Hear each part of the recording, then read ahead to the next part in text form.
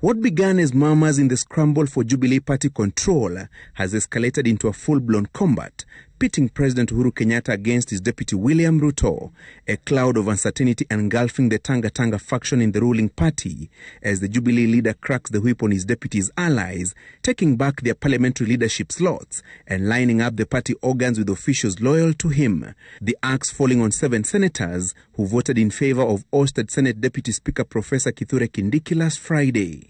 If they decide not to vote according to the party line and they decide to hide behind any individual, whether it is the deputy president or whether it is the secretary general, they stand accused. Bomet Senator Dr. Christopher Lagat has been kicked out of the Senate Business Committee and his slot taken over by Nairobi Senator Johnson Sakaja. Lagat has also lost the Education Committee's chairmanship and his membership in the committee given to nominated Senator Alice Milgo. In the Justice and Legal Affairs Committee, the purge has hit Samson Cherargei and Mithika Linturi, who are chairperson and deputy respectively. Their slots given to Professor Kindiki and Dr. Lagat as a soft landing. Linturi was also axed from the influential Public Accounts and Investments Committee, his position taken over by Deputy Majority Leader Fatma Dulo. Laikipia Senator John Kinyua has also been ousted as chairman of the Devolution Committee. We shall replace Senator Kinyua with Senator Murkomen.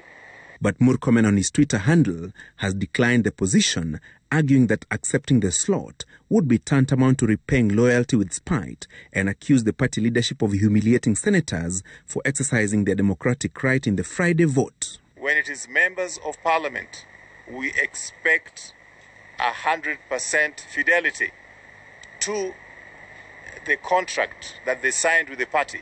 They hanged on the goodwill of the party to get their positions. For them to now change tact midstream is nothing but betrayal of the party. The deputy president has also been dealt a blow in the quest for control of the party's day-to-day activities managed by the National Management Committee, despite his protest to the Registrar of Political Parties, backed by at least 130 members of parliament on the appointment of 4 new members to the committee that he termed illegal and fraudulent. The changes have been effected. Lucy Masharia, Professor Marete Marangu, Walter Nyambati and Jane Nampaso have been co-opted ahead of the Thursday National Executive Committee meeting chaired by President Uhuru Kenyatta. Ruto has been invited to the meeting where he will meet his fierce critics, among them Tuju and Vice Chairman David Murathe. Party Deputy Secretary General Caleb Kositani will also be on the chopping board. We are going to be not very merciful when it comes to the discipline in the party. In the past, we have been very generous to some of our members, some of them even using, without authority, the stationery of the party.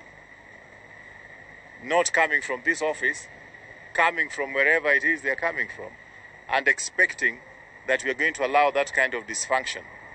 I'm sorry, they are mistaken. The disciplinary committee was also sitting to hear responses from 5 nominated senators facing expulsion for skipping a parliamentary group meeting a fortnight ago.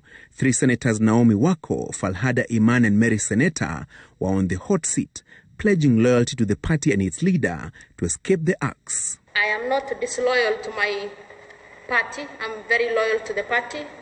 I respect our leader. I was on a bed rest. I could not attend the meeting.